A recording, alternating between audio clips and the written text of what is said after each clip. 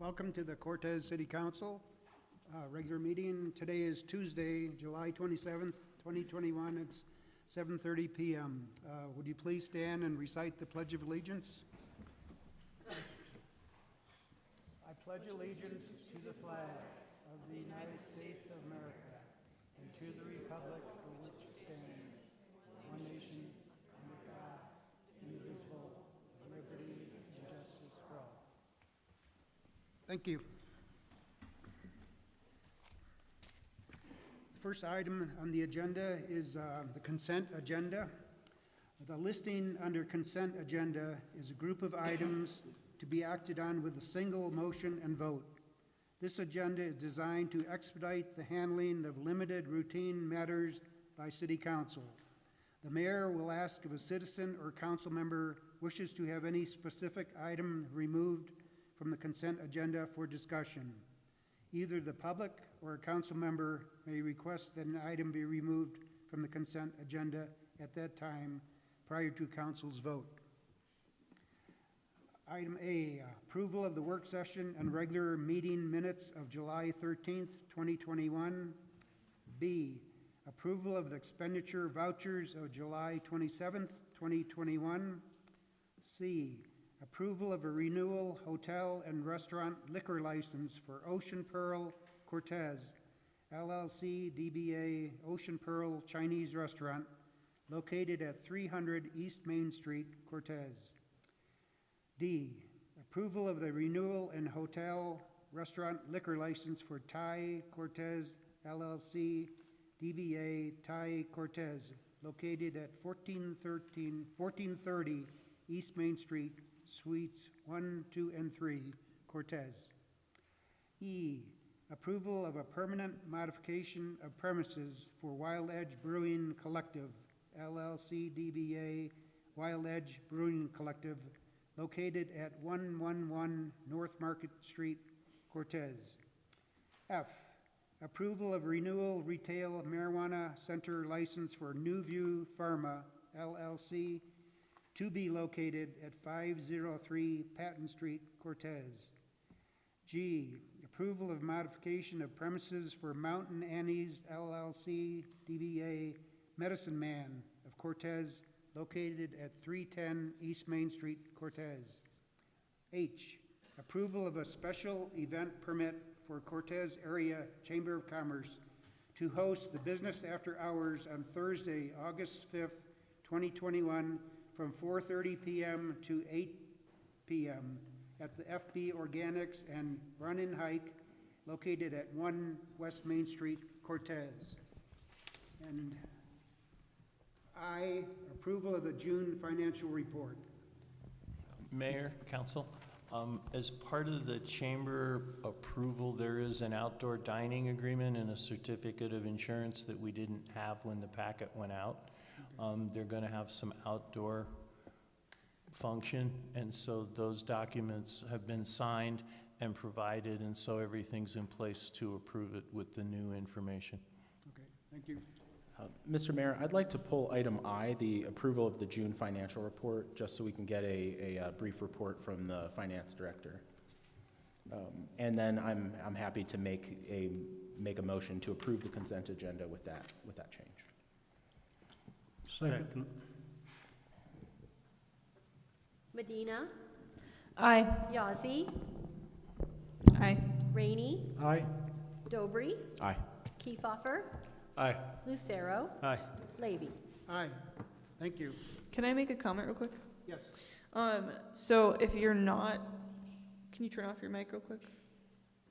Your mic? Okay, so because we don't have that equipment that we had here before, there's like more feedback.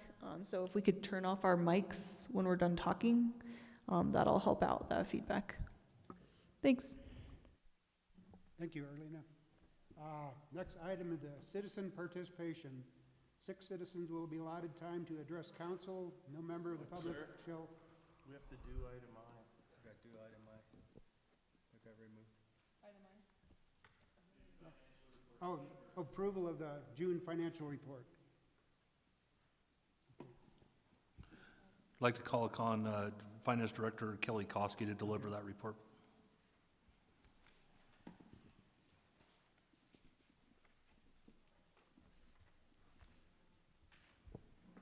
Test. Test.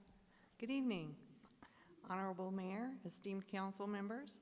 So you have before you the financial statements for June of 2021. Just an overview for the new guy. A few things that'll help you manage your way through this. You'll notice at the top of each page, it'll be titled City of Cortez, and it'll have either revenues or expenditures.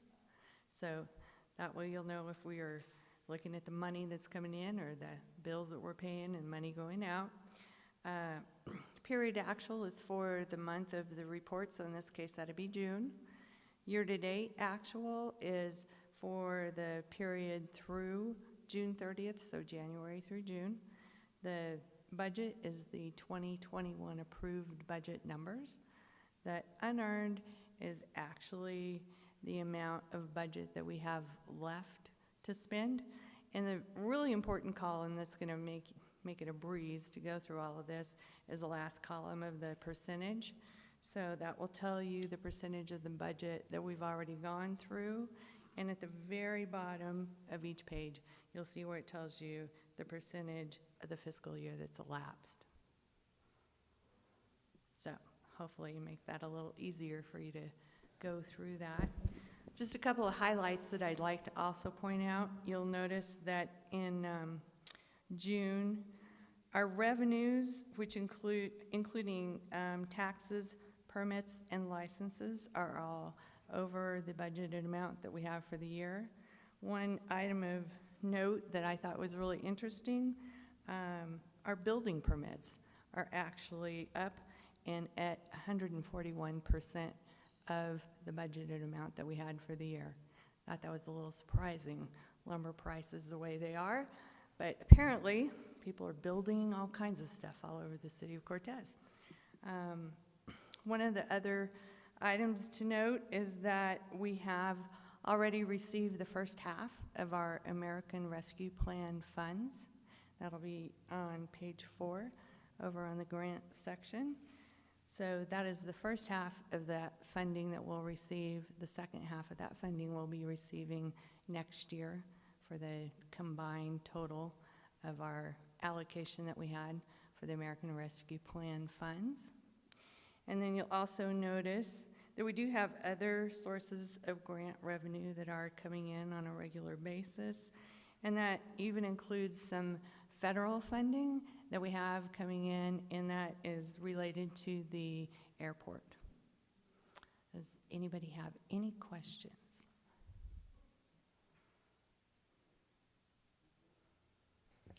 Yeah, is this report, or where is this report available for the community? So if they want to take a look at it, can they look at it on our website? Yes, excuse me, yes, it should be available on the webpage under departments. If you go to finance, then there should be a section in there for monthly financial statements where that should be located.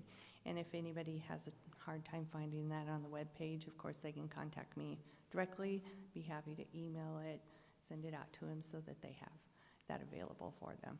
Great, thank you. Yeah. Thank you. I'd like to make a motion to approve the June financial report. Second. Yazzie, Aye. Kiefhoffer, Aye. Dobry, Aye. Lucero, Aye. Medina, Aye. Rainey, Aye. Levy. Aye, thank you. Okay, next item is citizen participation. 6 citizens will be allotted time to address council. No member of the public shall comment more than once at any meeting. Are there any public comments tonight? Would you go up to the podium, identify yourself, and state your name and address, please?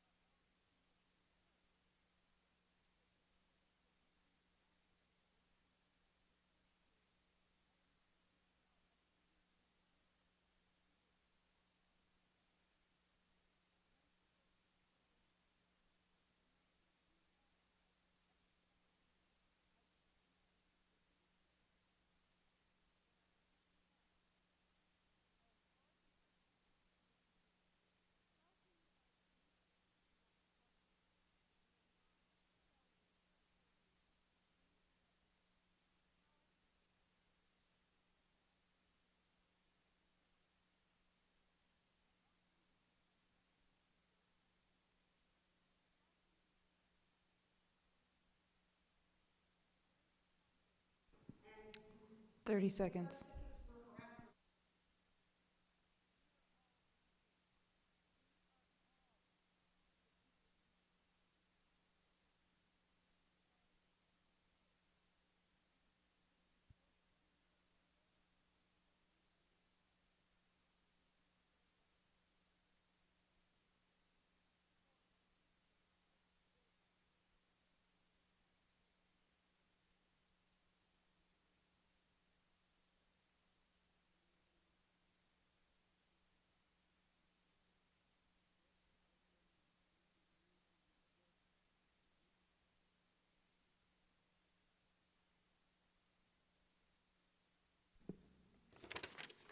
Mindy Nelson wrote in, "Tonight I'm here to talk about Belinda Handout. She's the nutball in the little black car with the license plate number CNG 798 with the telephone number of 303-332-4409 that sits in front of the cop shop screaming, 'We are murders over 500,000. This is harassment. She is from New York and Boulder and a lot of other addresses. I believe she's been paid to come in here to stir up trouble in our rural communities. She screams at everyone that drives by just trying to get someone on something to get the law involved. Our new council member, after being sworn in, has announced on social media he is excited that someone could express themselves freely. She is causing trouble and someone is going to get hurt. It's time for her to move on before something drastically happens. It is not okay to tell a teenage girl, if you are being raped, you should lay there and enjoy it. How many teenage girls drive by and see this message and this vulgar this nutball puts out? She shows up at the Lewis Community Center while a few of us are having a church service. She stood and took video of us. Is this considering following? The Free Press said the reason the few patriots were cited for harassment charges was because of following. Take from the video of a week later of our RE1 school psychologist leading Black Lives Matter, which I believe was brought on by our mayor, as he was sitting on the wall at the St. Barnabas Episcopal Church that day, and the mayor's wife marching on Main Street carrying a manufactured Black Lives Matter sign, and you told me that I was one-sided. I'm very disappointed that you would allow this to even happen. I think it's time for you to go. What happened to disturbing the peace, loitering? Is there any even such thing of that anymore? You are supposed to be bipartisan, and you have proven you are not. You need to protect your community. Get her out of here before something horrible has happened, because something is going to happen. Thank you.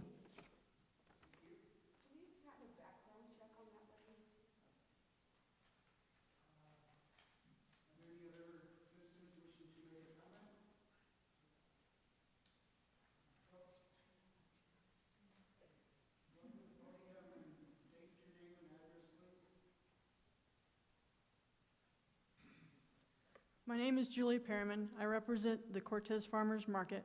My address is 5258 County Road 24.5. We would like to have the food truck issue readdressed. As the new farmers market manager, I believe that this would be a great draw, just not only for the Cortez Farmers Market, but for the town itself. Other farmers market in Colorado do have the option of having the food trucks come to their farmers market, and they have a nice draw too.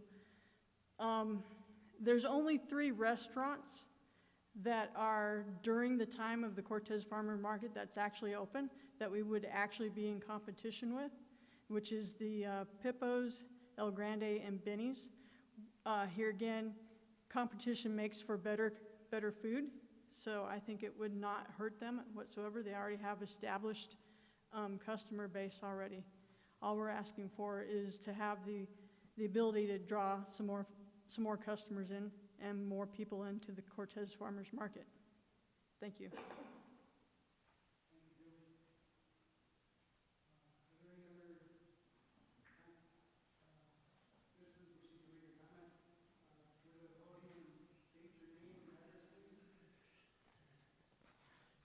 My name is Colton Black. I'm here on behalf of the Cortez Area Chamber of Commerce, 25 North Market Street.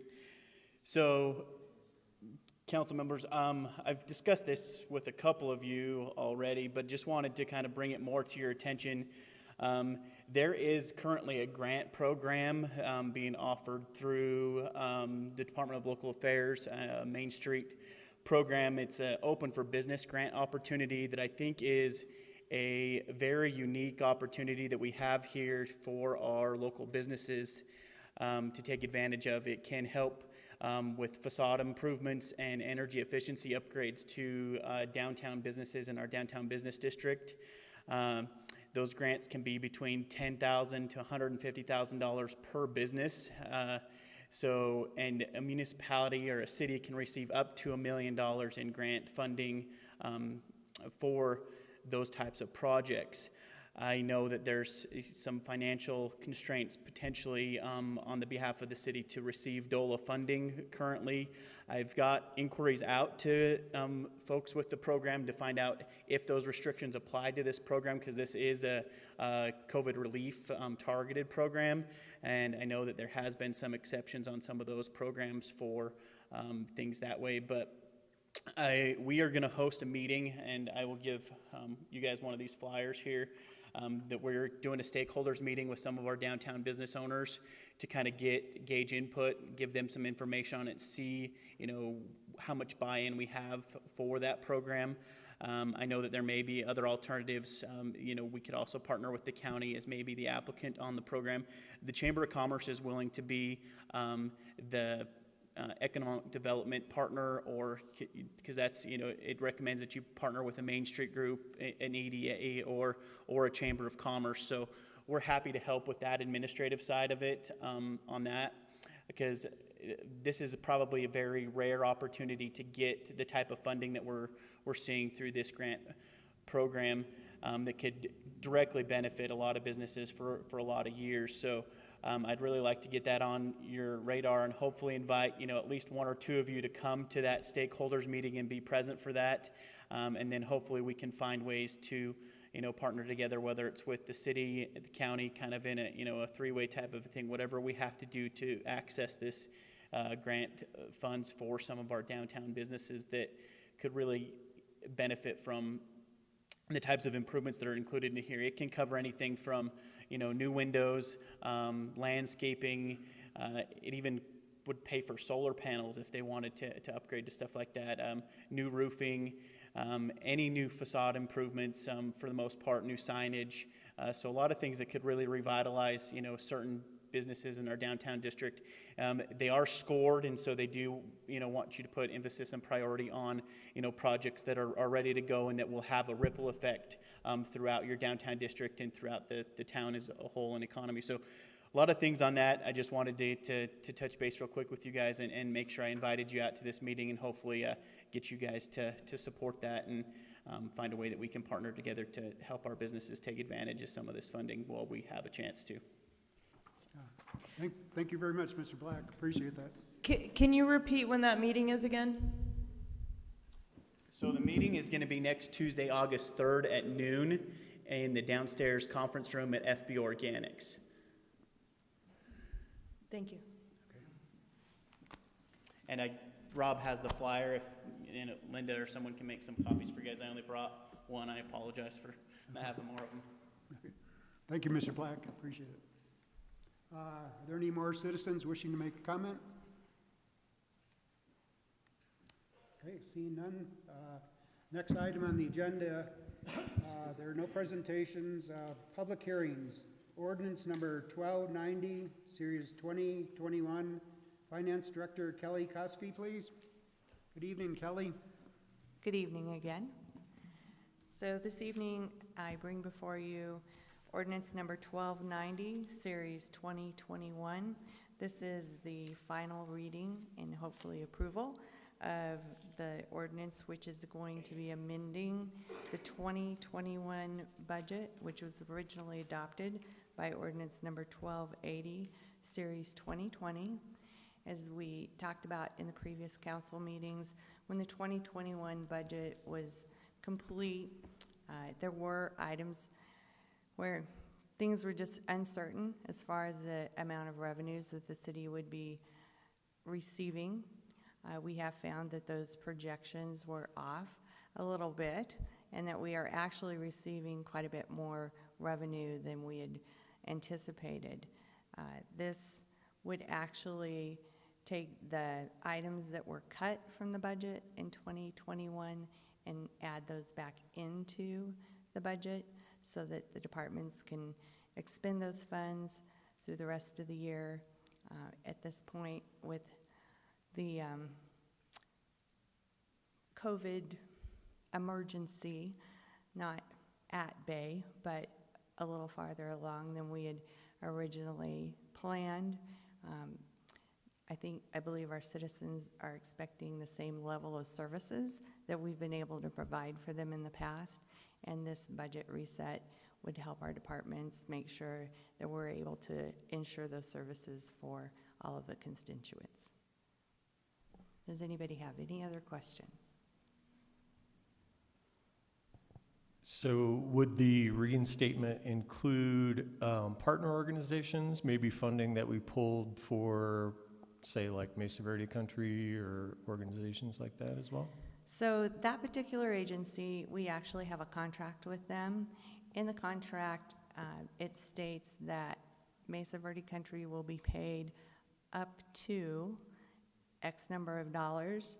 So it doesn't state a specific number of dollars or a specific formula for how that is calculated within the year. So this particular budget reset does not include additional funding to Mesa Verde Country, but that will certainly be an item up for discussion as we go into budget discussions for 2022. Mr. Mayor, if I could offer a bit of clarification on that. As for Mesa Verde Country, they are already receiving what they ordinarily would have. So it's not like they were cut and then we should add some more in there. We're already getting, and they're already on track for the year. Any other questions, council? No questions? Okay, this is a public hearing, so are there any members of the public wishing to make a comment? Seeing none? Okay, could I have a motion on this item, please?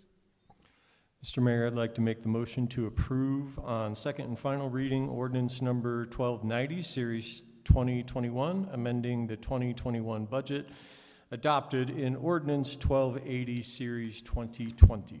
Second. Dobry, Aye. Kiefhoffer, Aye. Lucero, Aye. Rainey, Aye. Yazzie, Aye. Medina, Aye. Levy. Aye. Thank you. Next item on the agenda is new business. Request for council direction regarding possible marijuana tax increase. City Manager Drew Sanders. Good evening, Drew. Good evening, Mayor, City Council. We have talked in weeks past about the possibility of going to the marijuana industry for additional revenue. We actually held a meeting, as you recall, with the retailers, and we've also provided council with some additional information on that. At this point, we're really just asking for some direction on where to go with it. Do we want to continue with that vein, or do you want more information? We're just looking for some direction on where to go next. I'll chime in. So I had invited the coordinator for the Communities That Care Coalition to attend that meeting because there was an interest in the potential for this increase and how it might pertain to youth substance use prevention.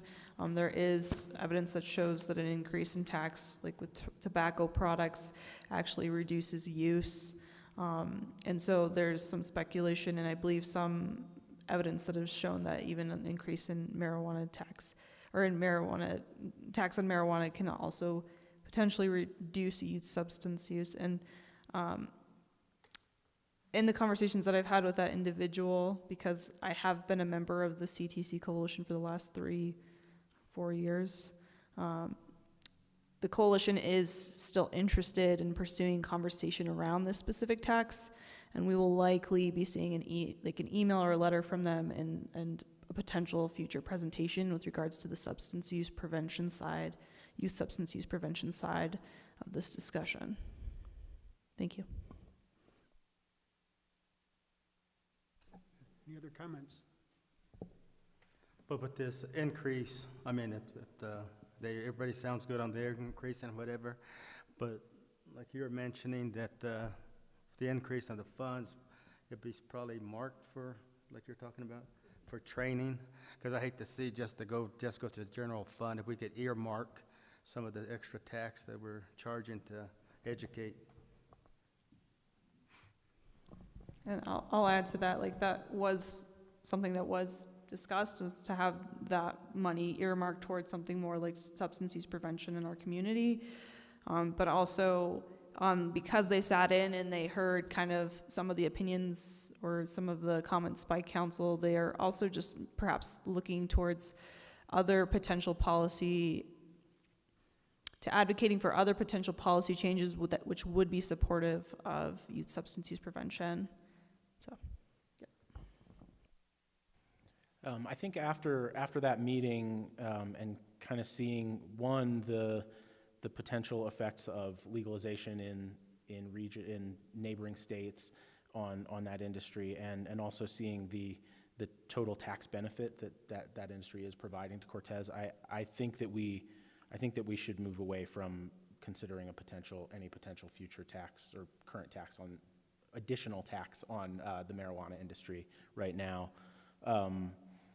I think if we want to do more around youth prevention, I think one thing that we could do is earmark some of the state marijuana tax that comes back to Montezuma County and Cortez. We could earmark some of that to focus on those specific issues.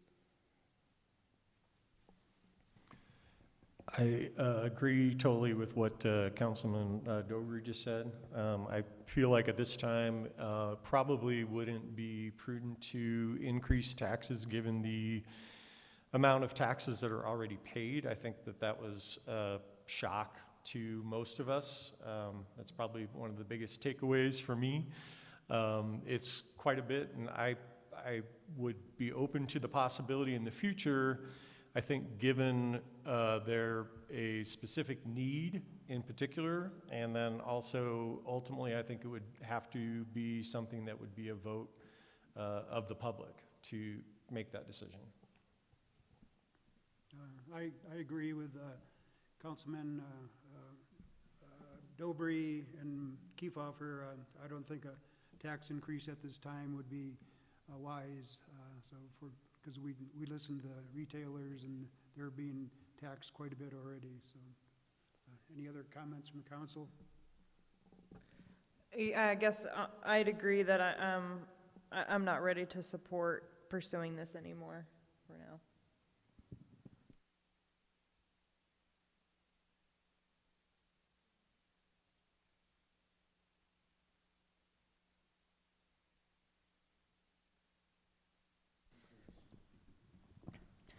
So obviously the council is feeling one way, but I think that we should not shut the door to having those community partners come in and discuss the substance use prevention side of things. So under the rules here, we could either decide to maybe we can table this request and set the matter for discussion at a later date. Is that agreeable to the council?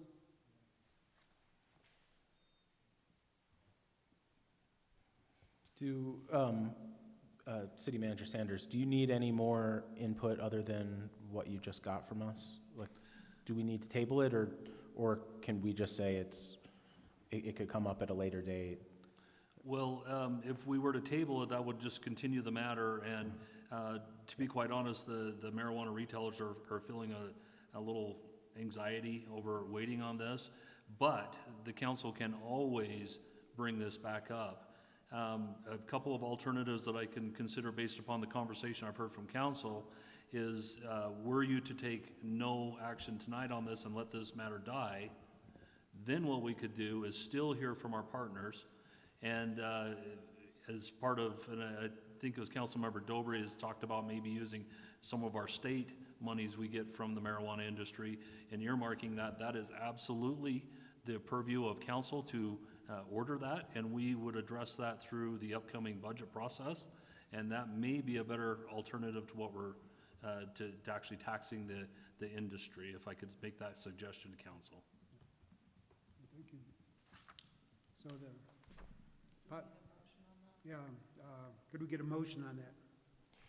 Mr. Mayor, I'd like to make the motion to disregard the possible marijuana tax increase at this time with the idea that in the future we may revisit the issue again. Second. Rainey. Aye. Lucero. Aye. Medina. Aye. Kiefhoffer. Aye. Yazzie. Aye. Dobry. Aye. Levy. Aye. Thank you.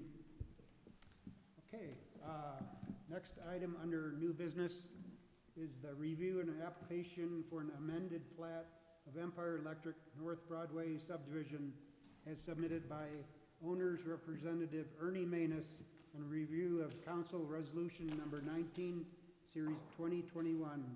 Associate City Planner Neva Connolly. Good evening, Neva. All right. I have a quick question for Mike. Mike Green? I was gonna say, ever since it has that name, it's nothing involved, nothing with Empire's properties. I don't need to abstain, do I?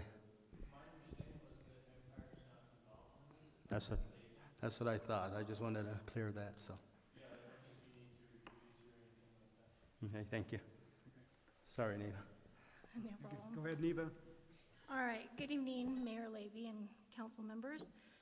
Today, we're reviewing a plat amendment for Lot 2 of the Empire Electric North Broadway subdivision submitted by property owners Bedrock LLC and RC Southwest Development through agent Ernie Manus. So Lot 2 is currently 4.5 acres, and on the screen, if you can see my cursor, it's labeled 761 North Broadway, and the lot, this is just one lot covering both city owners in the city's jurisdiction and county jurisdiction. The amendment will create two lots, Lot 2A and 2B, split right at the city-county line. Lot 2A will be 2.45 acres completely within the city. Lot 2B will be 3.05 acres, not zoned within the county, and it is extending, they're moving the property line over to the west. So on the plat, you can see this chunk over here is new. Access to these lots is off of Broadway via an easement on property directly north of these lots. So on the plat, the access easement is to the north of the property line right here. Lot 2A has an existing building that edges the city-county line. It will not meet city setbacks. As shown on the plat, a 10-foot no-build zone easement has been proposed on the western edge of the building in Lot 2B, which will satisfy the city's fire and building code regulations and allow for maintenance of that building. Usually, well, let's go back to this. So this property was previously owned by Empire Electric, and there are transmission and power lines running north-south along the Lot 2B and along the southern edge of the property.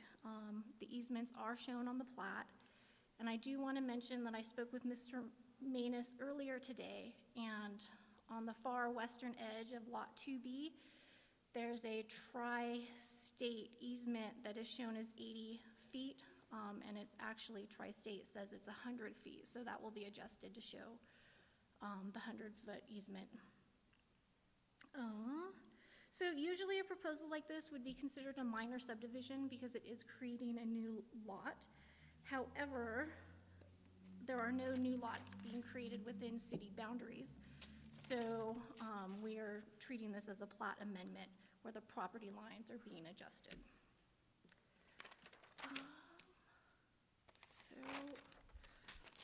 I believe that wraps up the basics of this plat amendment.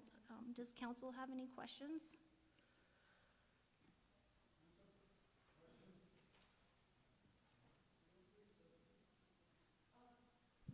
So in the packet, you said that are they gonna need to get a variance then for that building, or this is sufficient, this no-build area? The new build maintenance is sufficient for this. Okay, so they won't have to go get a variance at the board, okay. No, there's not really, a variance wouldn't apply for this particular project. I mean, if they wanted to extend the building in the future along the city-county line, they may need to apply for a variance, but not for this plat amendment. Okay, thanks. Mr. Mayor, I'll make a motion to, are we approving the application? Correct? Yes. Okay, sorry. I'll make a motion to approve the application for an amended plat of Empire Electric North Broadway subdivision as submitted by owner's representative Ernie Manus in review of council resolution number 19, series 2021. Second. Kiefhoffer. Aye. Rainey. Aye. Lucero. Aye. Yazzie. Aye. Dobry. Aye. Medina. Aye. Levy. Aye. Thank you. Are there any city attorney's reports? Okay. City managers' reports. Yes, Mayor, I do have a report this evening. I have 3 items to report to council and the community. We were able to conclude our selection process for the new library director since the last council meeting. Isabella Sharpenstein was selected as the new director and has already hit the ground running. Number 2, our overdue financial audits, and yes, this is a reoccurring theme because of how high a priority this is. The 2017 audit is still in the hands of the managing partners at the auditing firm. I know we've talked about this for a couple, 3 weeks now, but this is super important, and I would rather them take their time and get it done absolutely right. One of the things they're struggling with and trying to make sure that it is done absolutely well is the embezzlement disclosure clause in there. And hopefully by 2018 we're past that. The good news is the 2018 materials have all been submitted to the auditor by our finance department. They still, and always will, have a little bit of cleanup in the background, but that is ready to start testing soon. And I'm pleased to report that they have now started compiling and submitting 2019, so they're on the way. I'd really like to recognize our finance team for their hard work and dedication during this process. Right now, they are not only handling the day-to-day operations and supporting the other departments, but also preparing for this upcoming budget season, in addition to already handling the very heavy workload of the audit process. So I'd like to thank each one of them. I'd also like to report to council that we have now entered into a partnership with the American Red Cross to use our recreation center as an emergency shelter. I'd like to thank Lori Johnson, who's our city emergency management coordinator, who works at the police department for handling the details. But I'm also kind of pleased to see a successful outcome because this stemmed from the just a networking opportunity we had at the emergency management training that myself and some council members went to. That's where that conversation started. So this is a positive outcome. That's all I have, Mayor. Thank you, Drew. Are there any city council committee reports? Mayor, I have a report, and thank you for letting me know that because I'm going to have to put that in the document I'm working on for my practicum. For me, I was able to attend the Gulf Advisory Board meeting last week before, and revenues are pretty good. I think year-to-date better than 2019. Even, so that's pretty good news. I think everybody was very happy and relieved to hear that we had an extended water, like a time frame for water, another 2 weeks. So I think everybody was really relieved to hear that, and folks were are really impressed with how the golf course looks right now, even with the limited water that we have. So I think they're doing great with what limited resources we've got. And then I'll just add, just kind of as a PSA, not really related to a report, but I just wanted to make sure everybody here be aware of the fact that there is free gun locks and free locking boxes over at the Montezuma County Public Health Department. And if you have somebody in your household, whether that's a youth or adults, that you know is experiencing depression or a crisis or even suicidal thoughts, that is really important to it's really important, and it's really important to put away any sort of lethal means, especially while that individual is experiencing or is at risk. So if you need something to be able to safely store firearms, prescriptions, or other lethal means, there are free and available items at the Public Health Department to be able to pick up. So please pass on the word. We want to make sure our community stays safe. Thank you. Thank you, Arlene. Are there any other committee reports? Yes, Mr. Mayor. Cultural Center has renovations well underway, and some exciting things happening there. Also, the Public Arts Commission now has a board, thanks to council, and several projects underway, so things are moving along. Any other committees? Ms. Medina and I attended 2 different meetings, actually, with the Mesa Verde Country. The first was the regular board meeting, and it went really well, talking about a myriad of issues. By and large, hotels have been really full, which is great, and I think they just indicated maybe, I guess the downside would possibly be, and I think that this is across the country, they're just having difficulty finding people to work in service industries. So, and I think we've seen it here. I know of a local restaurant that used to be open 7 days a week and is now closing 1 day a week, for example. Good and bad things, for sure. And then we also attended a meeting with with Mr. Colton Black, and it was a really productive meeting in my estimation. We met for 2 hours over lunch and talked about some of the ways in which the Chamber of Commerce and Mesa Verde Country can help one another, and it was really helpful to hear from Mr. Black some of the things that are coming down the pike with the Chamber of Commerce. So all in all, really positive meeting yesterday as well. Thank you, Matt. Any other committee reports? Okay, the mayor's report for the workshop. We had interviewed 3 candidates for the planning and zoning applications. We're going to do background checks on the 3 of them, and we'll discuss it, and we'll make a decision next city council meeting. We had a review of the city's master street plan, and we were introduced to the new lifeguards for the Parks and Recreation Department, and there's probably 15 young people who are past the lifeguard training criteria and on their way to becoming certified lifeguards for the city. And that about covers it. If there's nothing else, I'll call this meeting adjourned. Thank you.